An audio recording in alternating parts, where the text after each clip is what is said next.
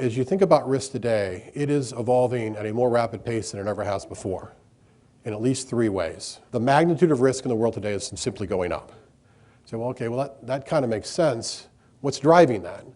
And fundamentally, what's driving that is the basic core risks out there, the traditional things that people think about, property and protecting their management and employees and casualty and D&O.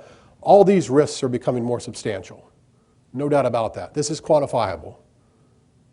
But more important, on top of that, our clients, all of you, I would suspect, but certainly clients around the world, are encountering a new set of risks out there in ways that's never been before.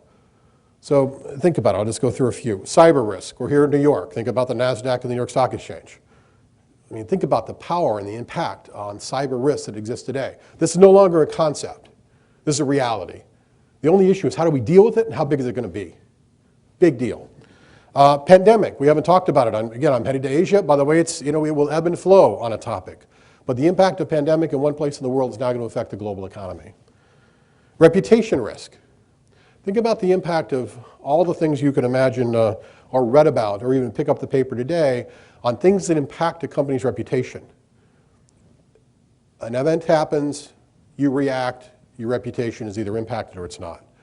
By the way, again, quantifiable as we watch clients around the world. If you have the ability to react in a time frame measured in days, you're probably going to get your market cap back within a year, 9 or 10 months, if you actually react quickly. If you react in a time frame measured in weeks, your market cap comes back 4 or 5 years. So back to this is not concept anymore. The power of understanding, measuring, mitigating risk in the current environment is off the charts. And the connectivity, think about the whole social media world. The impact of social media and the connectivity is phenomenal in terms of what's happening. So what you see is today, you've got a level of risk in the world that is fundamentally bigger than it's ever been before. That's complicated. More risk out there by an issue called connectivity. And the connectivity of the global economy magnifies things. And I just see it every day. I'm just thinking about a conversation I had last week with the CEO of one of our clients here in the US who's got operations around the world. This CEO is literally obsessed every day about global supply chain. Has spent years taking costs out of the global supply chain. The classic supply chain management. And what they've found now is they've got more volatility in their supply chain than ever before. Because what happens halfway around the world affects volatility, disrupts what they do, and guess what volatility does to their market cap? Wreaks havoc. In fact, volatility is almost as damaging to their PE as a miss in earnings, or as a slowdown in earnings. So if you gave the CEO the chance now to sort of go back in time and say, would you rather have great volatility, be able to hold down costs, that trade-off wasn't even thought about before. Now it's front and center.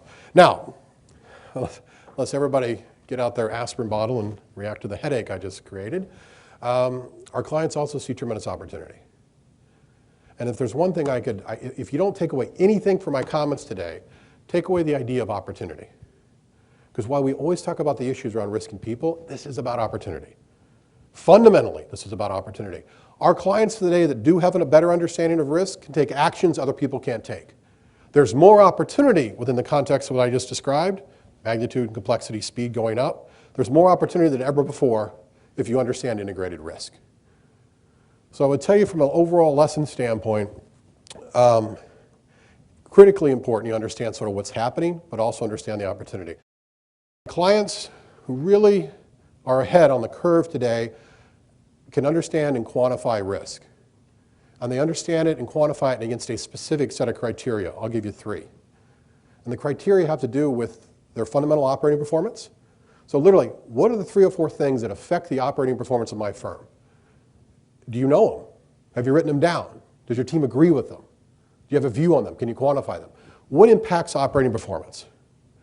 The second is balance sheet strength. What are the specific areas out there that are going to change the fundamental financial structure of your firm?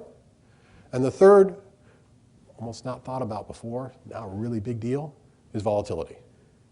So literally, against a set of metrics around operating performance, balance sheet strength, volatility, we see clients around the world. And again, I kid you not, this is a conversation in Asia, this is a conversation in Europe, This is a conversation in Latin America. This is a conversation in the US. I've had it in all different places around the world. If you can understand risk through that prism, and you understand actions you can take to improve operating performance, strengthen your balance sheet, reduce volatility, I mean, think about it. The idea that you can produce an earnings stream with the same or less volatility is a very powerful thing. And that's what we're talking about. That's what's doable today. So that's a little bit of a perspective sort of on the world of risk, how it's evolving, the impact that it's having on behalf of our clients. We see it as, we hold it in incredibly high regard, with high esteem, high respect, sometimes worry, sometimes fear, but always around this idea of opportunity. So people, what am I talking about? You know, this is really about fundamentally how you help clients think about, develop, nurture their most important asset, people, their colleagues. Year 2000, roughly 12% of the US population was over 65. Okay, by 2030, that's going to be close to 20%. 12 to 20%. The impact of that is devastating, is incredible. Roughly 1 in 5 Americans, as you probably read, is really ready for retirement. Think about the implications of that in the context of a business. HSBC, I love this survey. So on a survey by HSBC, they said, on average, everybody's got roughly 10 years worth of savings for retirement. Pretty good deal, right? Unfortunately, average retirement, 18 years. Okay, big problem. So if you think about where we are in healthcare, it's incredibly stressed. And while you can make all the pundits can do all their things and all their jokes, this is incredibly personal. Again, for us, we touch more companies every day, more people on this topic. Average cost of healthcare is topping $10,000 for companies. It's projected, that number is projected to grow three times faster than average salary. If there's one place that every client around the world is facing increasing costs in their P&L, no matter how they're managing their P&L, it's healthcare. 10 to 12% every year. No matter what's going on in the economy, every year. Huge implications. Again, I can't begin to tell you how many conversations I've had with CEOs and CFOs, and to think they would ever abandon their employees, they're not going to do that. They want to serve them, support them in the right way.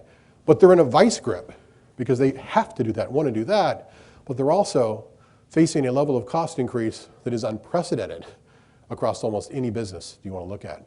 And that's the idea sort of behind the initiatives we're taking on behalf of the people side of the equation. The final part of this is around talent development. How do you help professionals grow in their profession, become more successful? How do you do that more effectively? How do you drive professional development more effectively? That outcome is critical in the context of sort of solving some of the people issues I've just described.